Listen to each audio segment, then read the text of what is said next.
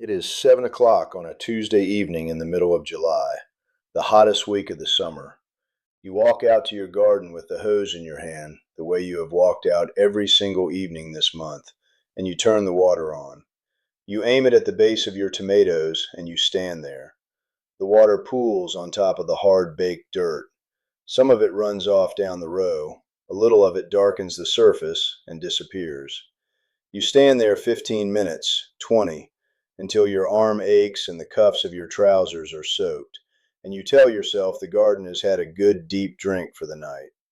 Then you coil up the hose and go inside. I am going to tell you something that will be hard to hear. Almost none of that water reached a single root. It sat on top where the morning sun lifted it right back into the sky by 10 o'clock. Your plants got the smallest sip of it. The rest of it you paid for on your water bill and handed straight back to the heavens. My name is John Raber. I am Amish and I farm here in Lancaster County, Pennsylvania. In the driest, meanest stretch of August, I water my whole garden maybe once every 10 days, and some of my beds I do not touch for 2 full weeks. And my plants stand darker green and heavier with fruit than my English neighbor's, who soaks his every single evening. The reason is buried 4 inches under my soil where nobody ever thinks to look, and it costs about $2. Stay with me and you will know exactly what to put in your own garden this weekend. Let me show you exactly what it is, because once you see it, you cannot unsee it, and you will wonder how a man could water a garden any other way. It is a clay pot, that is all. An unglazed clay pot, the rough orange kind, buried up to its neck right in the middle of your bed, filled with water and capped with a lid. We call it an Oya, you say it Oya, and the dry country people have been burying these in their gardens for 4,000 years. The Romans used them. The old gardeners in China wrote about them 2,000 years ago. The people of North Africa grew food with them in places that see less rain in a year than you see in a single July week. My grandfather showed me my first one when I was a boy of 7, kneeling in the dirt beside him, and his people carried the knowing of it across the ocean before that. Here is what happens under the ground, and this is the part that makes grown men shake their heads. That clay is full of tiny pores you cannot see with your eye. When you fill the pot and cap it, the water does not just run out. It seeps through the clay only as fast as the dry soil around it pulls. When the soil is wet, nothing moves. The pot holds its water and waits.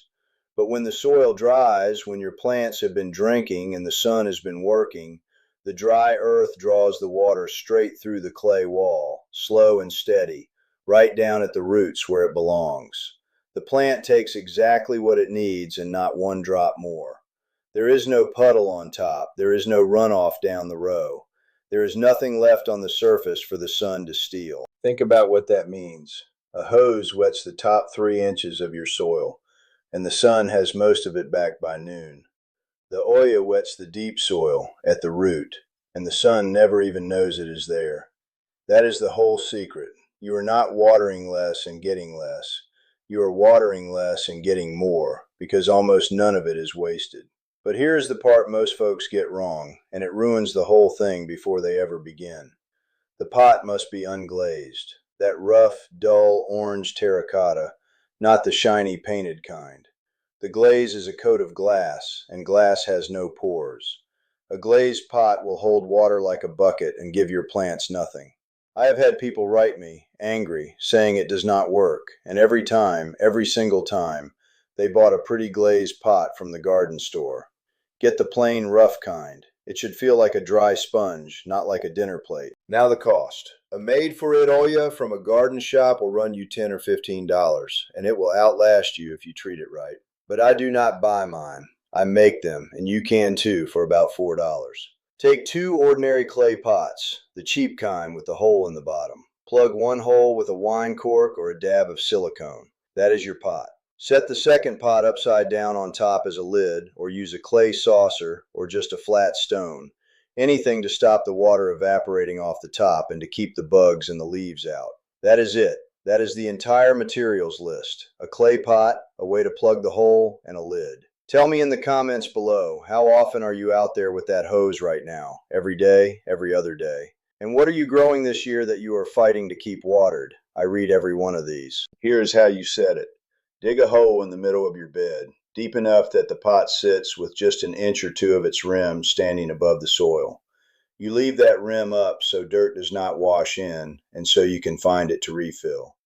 Pack the soil back gently around the sides. You want good contact between the clay and the earth because that contact is what lets the water pass.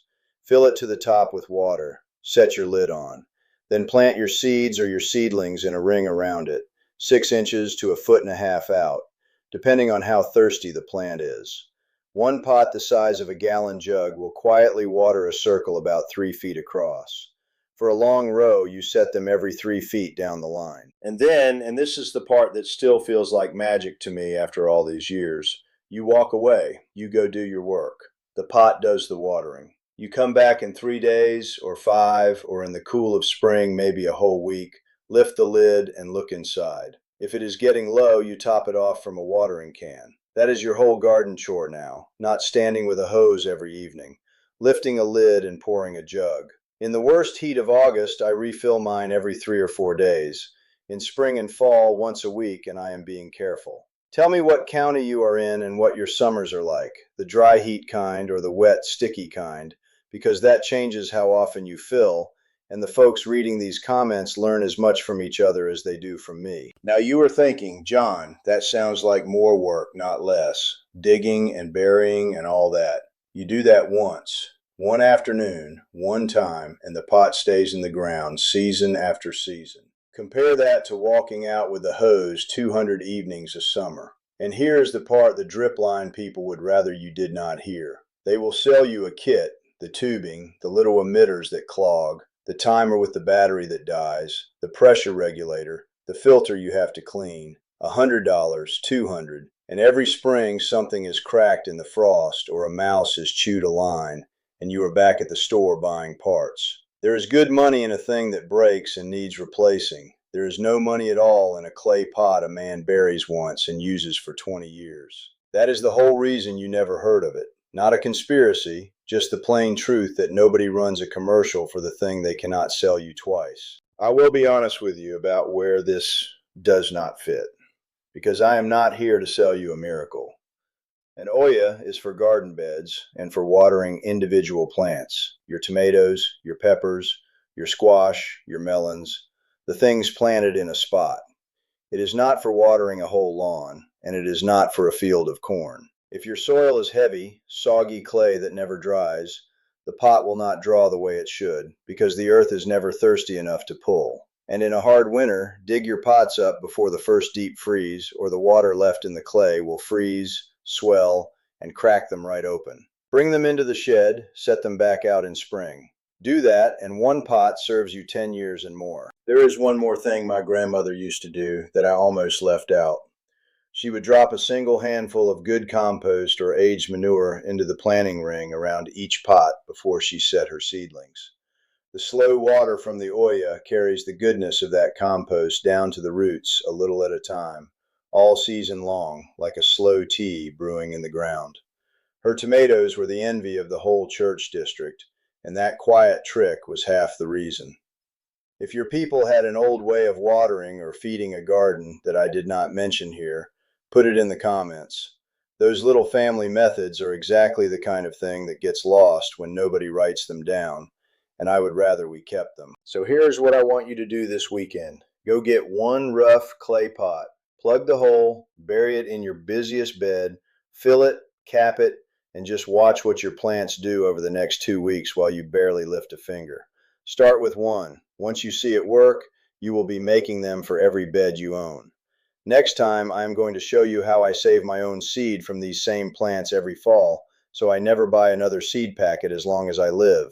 The few simple steps that keep a tomato or a bean coming back true, year after year, from a jar in my pantry. Subscribe so you do not miss it. Bury one pot, fill it, walk away, and remember, the people who built this country with their hands knew things we are only just starting to remember.